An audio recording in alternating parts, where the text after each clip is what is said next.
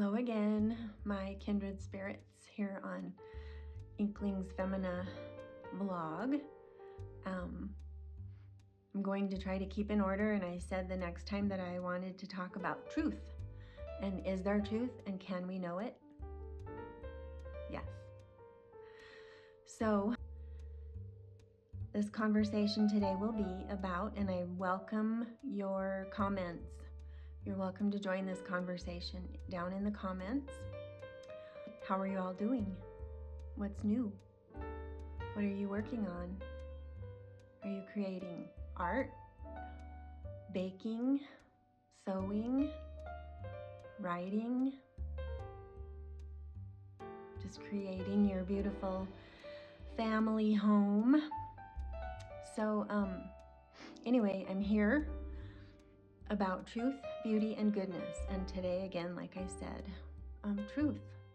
And the next one will be about Bible and what is a Bible, what isn't a Bible, what is dangerous, what is safe, why it is so precious, how we need to adore it and be filled up with it. So the weather here is absolutely gorgeous in the middle of Colorado. It's a beautiful, long Indian summer, and the colors are just amazing, and I've been being not responsible.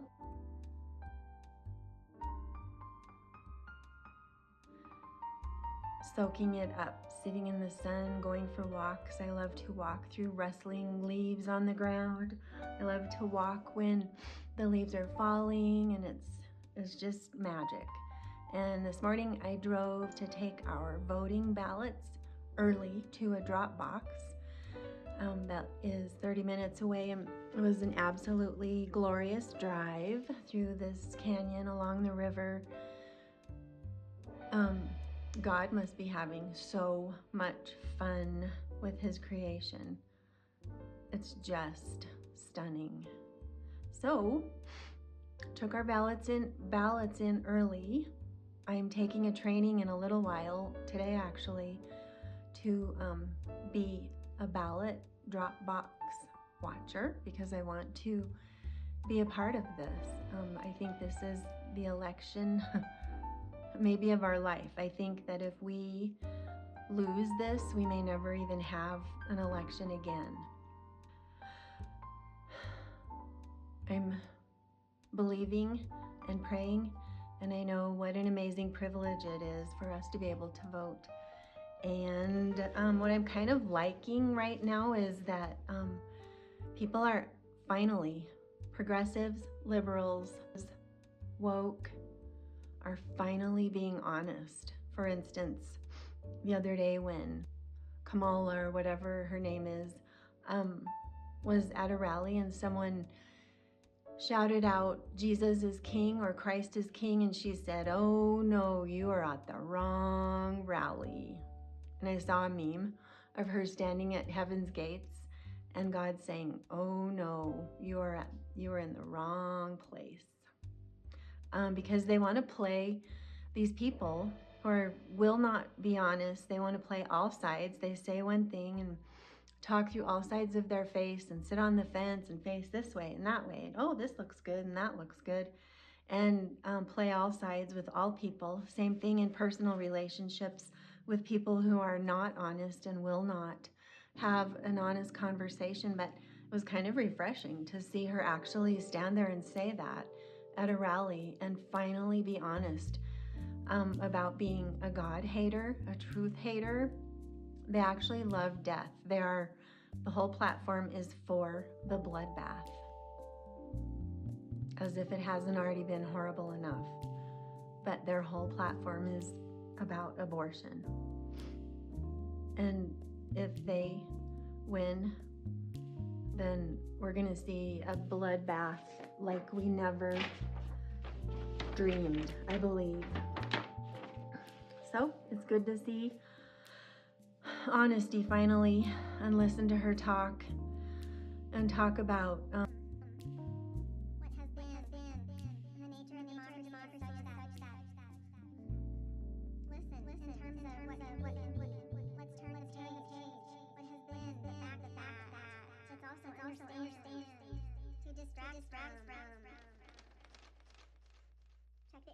the duality. To talk about what it means to have a number of movements for what needs to happen. To be clear.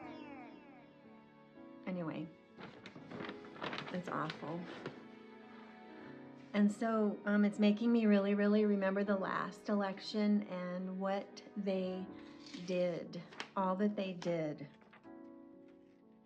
right at election time, and wondering what they're going to pull this time and how horrible it was.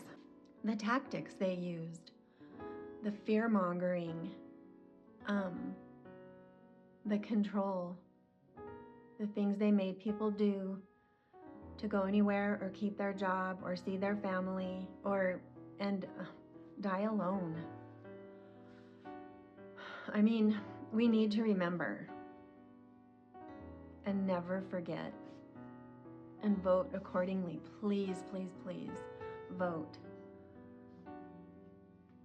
It's kind of interesting how a certain man's life has been spared multiple times already, and how he is confessing Christ now because of it. So, just really quickly, as far as is there truth and can it be known? Yes. And I am not going to reinvent the wheel or be a broken wheel. I'm going to link some amazing links for anyone interested in that by amazing scholars and people who have done the work and been in the amazing debates. And I honestly don't think it's really even a question, but people don't want it. People don't want there to be truth. They want there to be 8 billion different truths, and we're supposed to be forced to pretend along and respect and be nice 8 billion different truths. Well, that's chaos. So, there is truth, and all of creation declares it, and our souls know it, if we're honest. And if we won't be, and we just keep letting defensiveness and anger pile up and pile up and pile up, and keep loving false belief systems that tickle our ears and allow us to pile up all kinds of excuses and reasons and but then we're going to end up further and further and further away from what we really know. There are scriptures that say that everyone is without excuse, and we do know.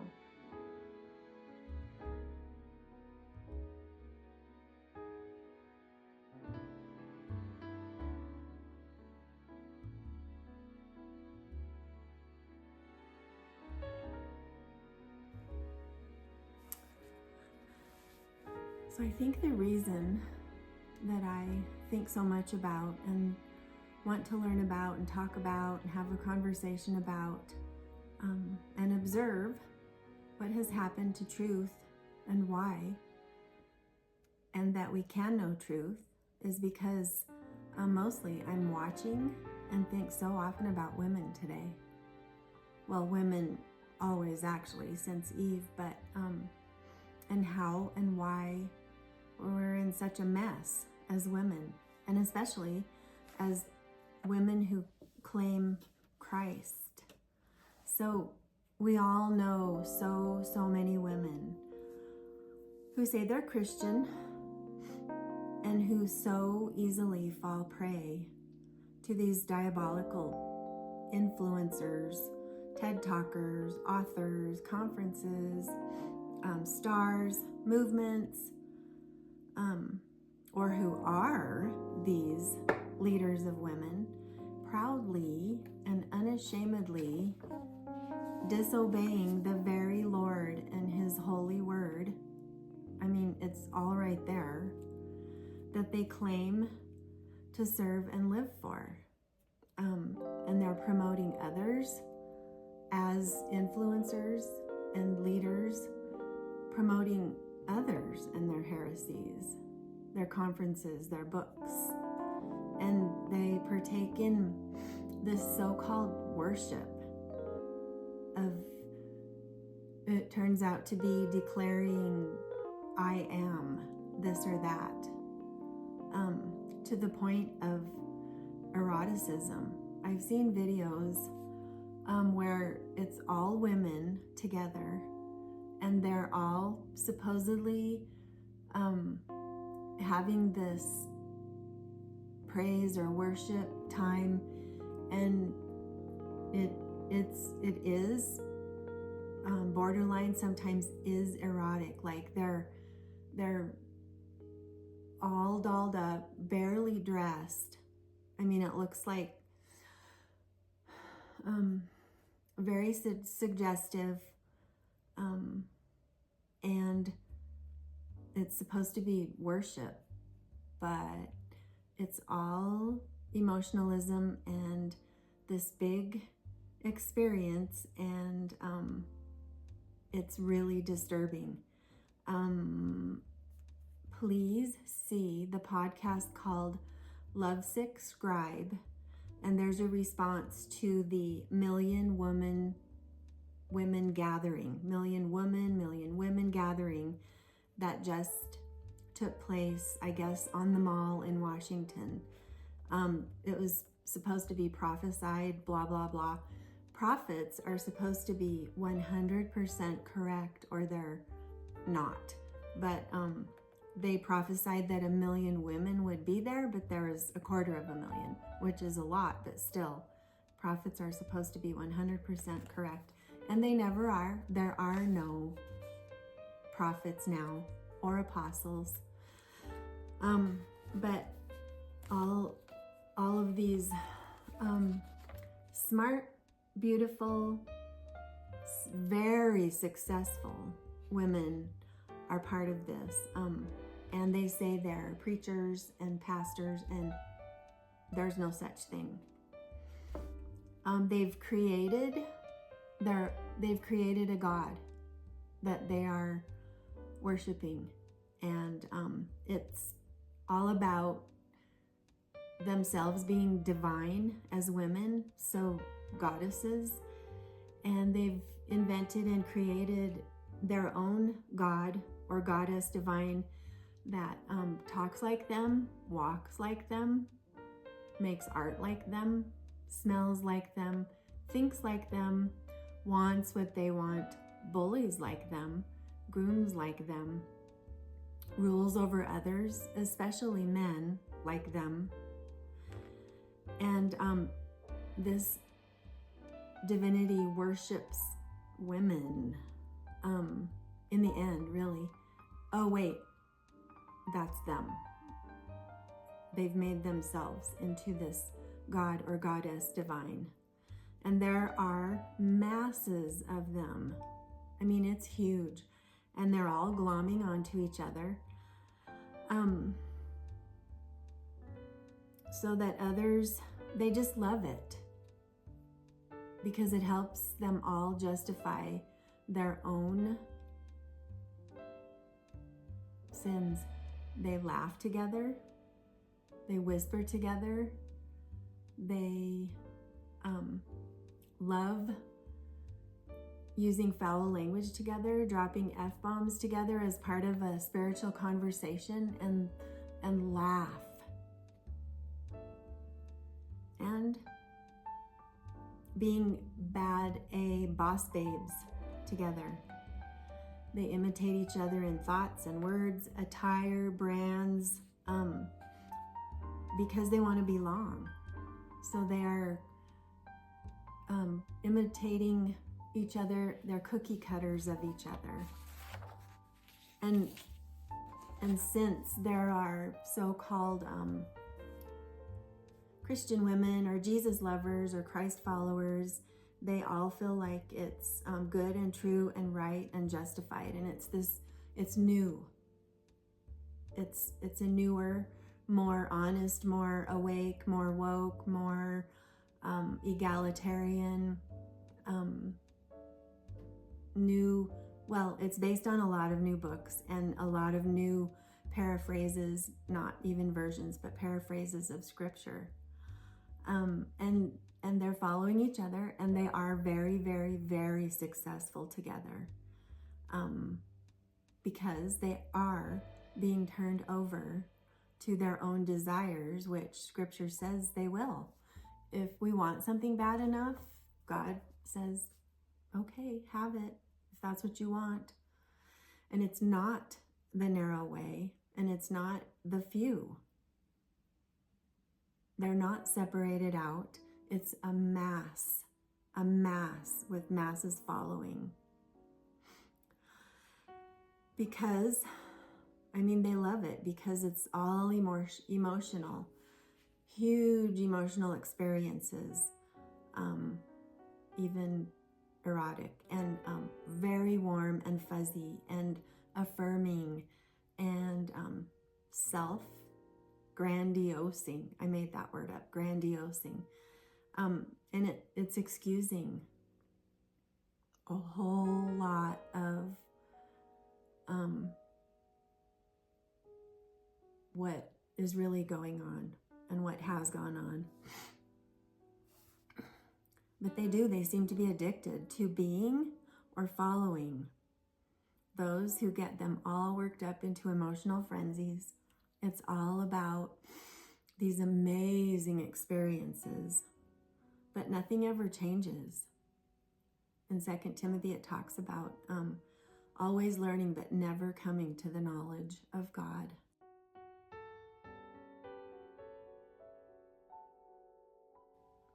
But it's definitely more fun, more affirming, more inclusive, and you get to be a part of this mass of people who are influencers and leaders and just friends.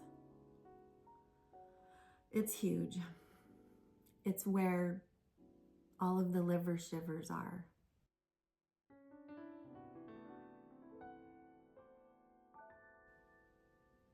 And it's a majority because there's no truth being taught, no covering, no protection. That was thrown out. It's unwelcome because patriarchy.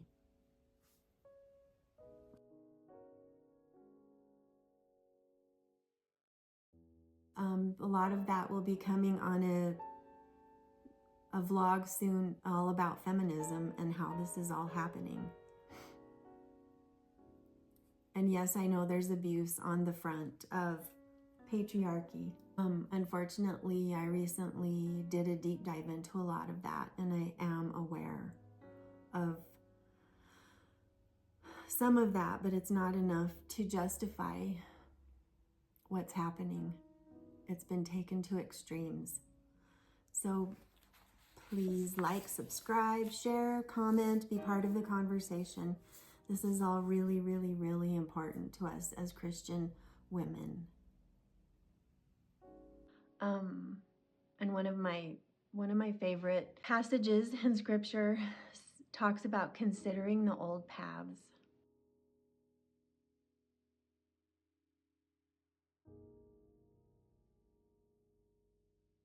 And it ends with, but no, they wouldn't. They knew better, they thought.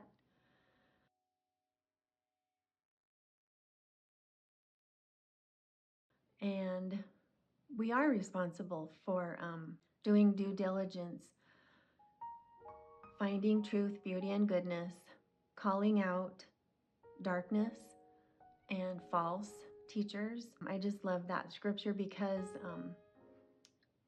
talking about considering the old paths, because I love everything old, and I always have.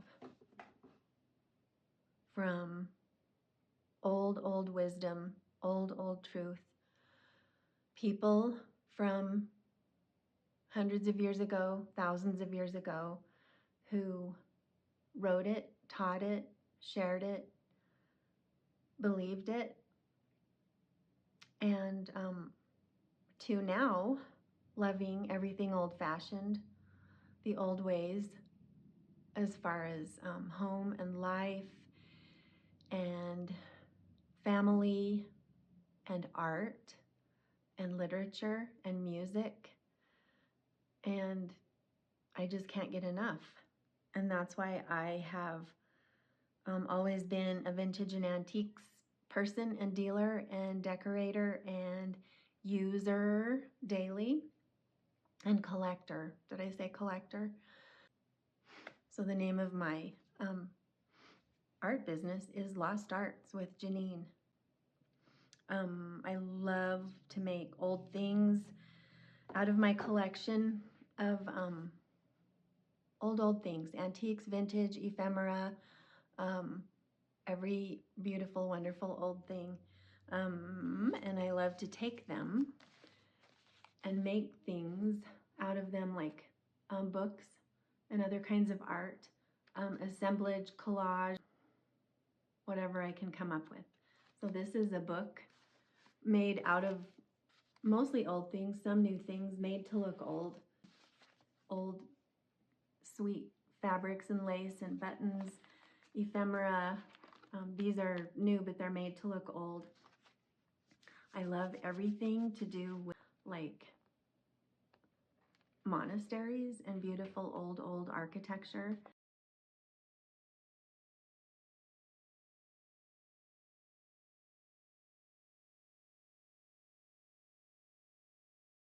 Where people dedicated their lives to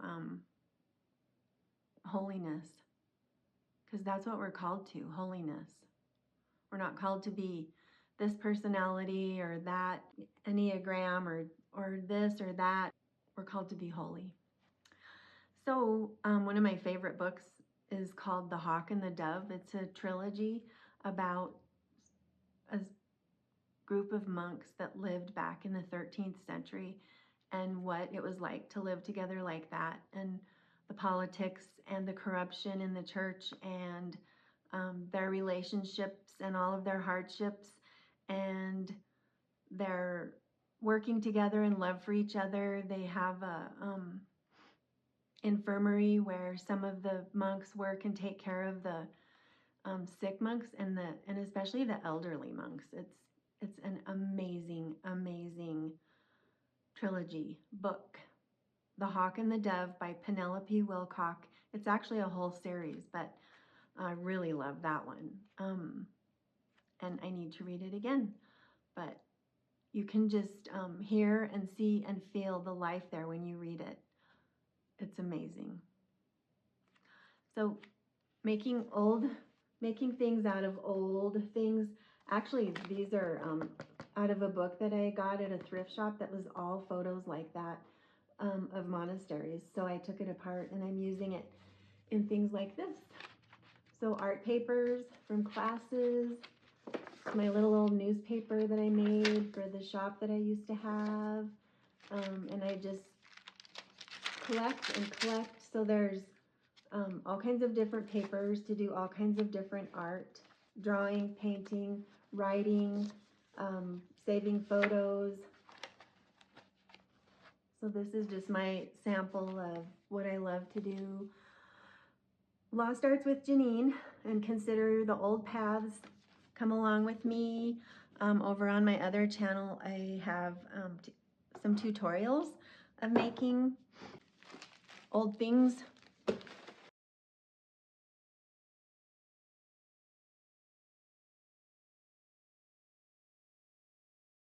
But this is a course that I actually created, and I'm going to link it. And it's about making all of these fun books that you could make for gifts for any age. They could end up being a photo album, a recipe keeper, a scrapbook, a journal, an art book, anything you want for any gender, any age. And I'm going to put a link to that. It's super inexpensive in the first place. I'm going to add a discount, and Christmas is coming up, and it's a great way to make a whole lot of gifts. You could probably do it for free. Well, it includes showing, find everything, thrift everything to make it. You could make them for free or very, very little. And anyone could do it. You could do it with kids. You could do it with a group of girlfriends. But I will link that. It's really fun. And then I love art. I'm obsessed with it. And I love the quote by Francis Schaeffer that says, "A work of art can be a doxology, and the arts need to be taken back. Ugly art is part of our problem, and anything goes art is part of our problem today. And what people consider art, we need to take it back." So I am surrounded by art in progress, taking a whole bunch of courses, which I love, love, love. I just can't get enough, and I'm so thankful that I can. This was a painting that I had done and I didn't like at all, but the other day I kind of went back over it with some other mediums, and now I'm loving that. This one I did not like at all. I still don't love it, but it was fun. I went back over it with